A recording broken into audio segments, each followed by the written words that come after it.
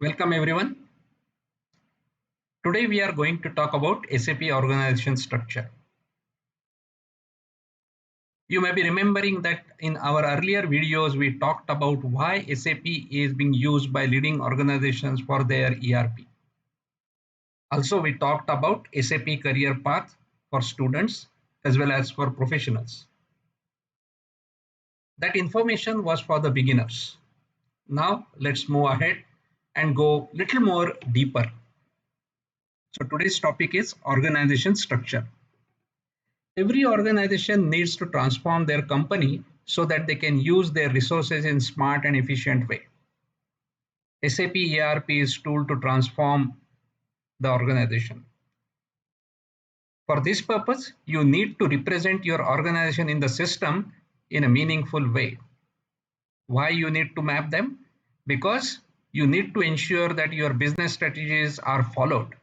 Also, you need to ensure that your organization comply with local statutory requirements. The business scenarios, what I mean by business scenarios, sales order, purchase order, MRP, they are the business scenario examples. So these scenarios needs to map into the system. And when you are mapping those scenarios, you need to map with your organization structure. So in SAP, there are various organization structure elements. Company code, sales organization, purchase organization are few examples of organization unit. Now let us talk about SAP enterprise structure terminology. So in SAP, when you talk about enterprise, it is called as a client.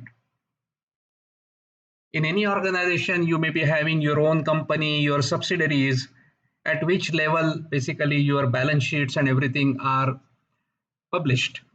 So in SAP, that has been called as a company code. Now, if you are a manufacturing company, you will be having a factory and that is being referred as a plant. You must be selling to your customers and that is why you are running a company. So in SAP, you will be having a sales organization. In your company, you will be having various business areas, divisions, departments. Those are being referred in SAP as division. Within a factory, you will be storing your goods. So you are having the warehouses. So those are being referred as storage location. Please note that these are not all organization structure elements, but I wanted to give the high level understanding about the major organization elements within SAP. Now let us talk about the levels in organization structure.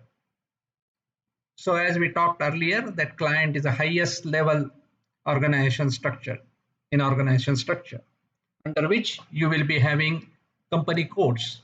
You may be having one or many company codes. And to those company codes, you will be having the plants assigned. Plants means factories we talked about. And under that plant, you will be having storage locations. You may be having one or many storage locations. Here you can look, the storage location can be assigned to one or multiple plants. And also you can see that the plants like 1100 and 2000, they belong to two different company codes, but still you can assign the same storage location to both the plants. Here you need to understand that the plant can be assigned to only one company code, but one company code can have many plants. So these are the relationship rules we will be discussing when we are discussing the detailed modules like sales and distribution. Then we will be discussing the materials management, production planning, finance. At that time, we will discuss in detail. But the main important point over here is that there are various levels in your organization.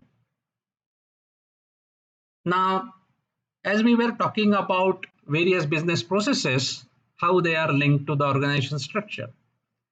So when you are talking about the financial accounting, at that time, it all the financial accounting transactions are at a level of company code. They are being done. The sales, in a sales and distribution, you will be having the highest organization element as sales organization. The cost accounting, for the cost accounting, you will be having the controlling area. When you are dealing with your production or distribution, at that time you will be having the plants for the production and the distribution channels for the distribution. And when you are talking about the inventory management, you will be having the storage locations. So you may be saying here the client is the highest organization element under which there is a company code, and then subsequently all other organization structure would be there.